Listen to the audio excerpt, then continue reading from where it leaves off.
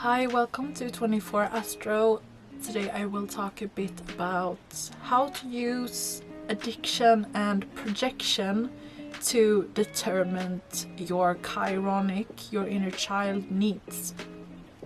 So to begin with, if you're new to Chiron and inner child work and you're starting to explore your relationship towards your inner child, it's a bit hard to be sensitive towards that aspect of yourself if you just pushed over your needs, which most of us do, because we're not ever taught that we should listen inside to our own needs. We should prioritize other people because being selfish is bad. That's what we're taught.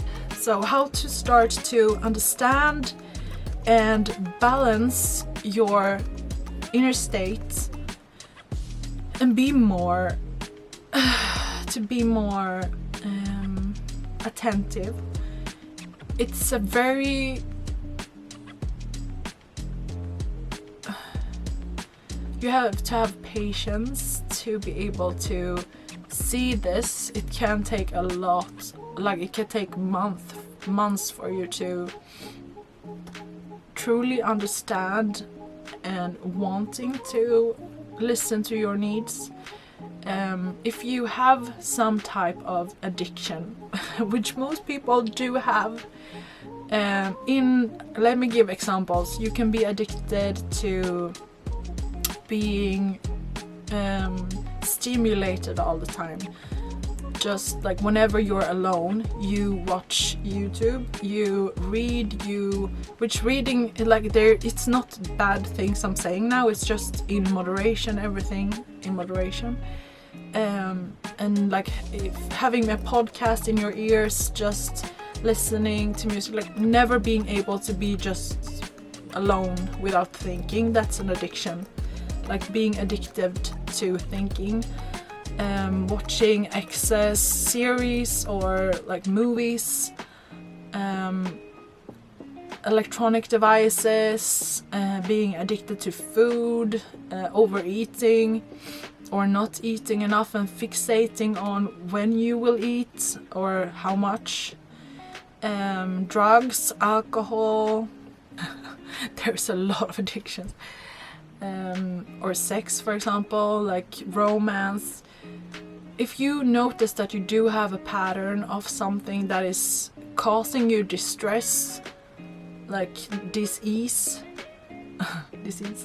but it's causing you to be unbalanced, that you know, like intellectually you know that this behavior is not benefiting me, it's actually self-sabotaging, then you know that your inner child needs security, needs attending to. And it's basically your inner state, your soul telling you, slow down, like check yourself, check in for your needs. And if you do this, if you, like, let's say for example, you are addicted to series, for example. So you watch a lot of series and it's disrupting your sleep, it's making you not hang out with your friends, like you know that it's not benefiting you. And maybe for most people it's not something that's constant, that's there always this addiction. Maybe it goes in phases, that sometimes you watch more, sometimes you watch less, and if you're unconscious of it, you don't know why. Sometimes it's better and sometimes it's worse. You're just going along on autopilot. But if you're trying to take a bit of accountability for this type of behavior, you're starting to analyze, okay, what is it that's making me watch movies more now or series more now? Like analyzing what is it that I'm trying to avoid, questioning that type of behavior, just pausing and then reflecting is the first step to how to take accountability and make the behavior conscious.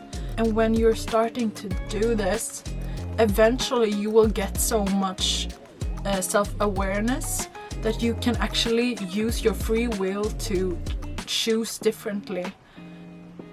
And having that consciousness that this is because I am unbalanced, this is because I need something, that my inner child needs something, that is a huge improvement. Just imagine you going during your life on autopilot, and sometimes you overeat and sometimes it's less, but most times you overeat, and then just like going along with it and not really, just feeling hopeless, just being in the state of like feeling that you don't have any choice but to follow along whatever happens. And then like out of nowhere, you maybe if you watch this this video or read some book, and then you start to get like, okay, maybe that's a signal that something is out of balance, and then you start to like have that thought in your mind. And when it happens, and it will happen because there's a reason for you doing it, there's this belief that you have to do it, you have to continue with the strategy because it's giving you something. It's giving you maybe an escape, it's giving you some type of relief from something that you are not attending to, and maybe you don't know how to attend to it. That's the reason why the behavior is there, but you're starting to realize that, okay, it's not set in stone, I don't have to do this. The inner voice controlling me is not the authority, I am the authority. Just like seeing and recognizing that behavior as addictive is also a very good first step, and then having this patience for yourself and realizing every time the addictive behavior comes back, it's an alarm clock for me to realize and become conscious. Okay, I'm not conscious now, I have been unconscious for a while, and then I need to come back.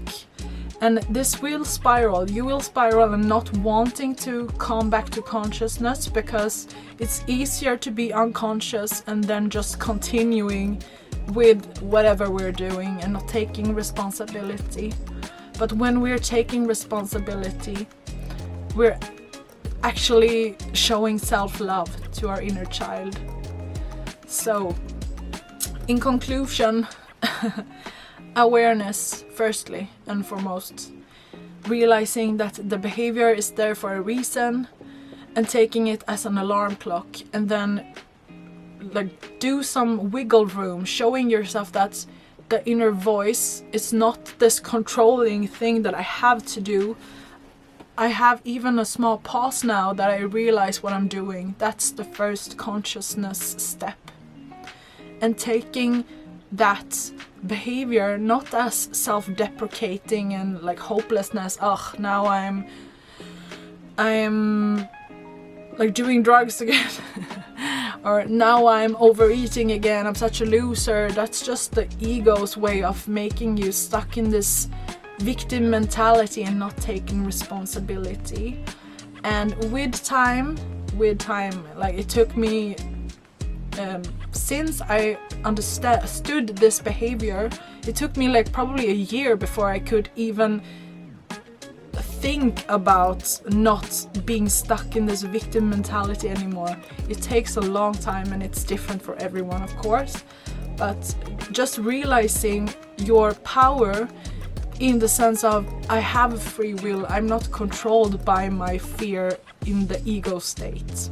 So realizing your free will when this addictive behavior comes up it's a great way to come back into your empowerment state, where you can show your inner child that you're there, that you can heal with self-love and begin this journey with your wounded self. Thank you for watching, and I'll see you in the next video.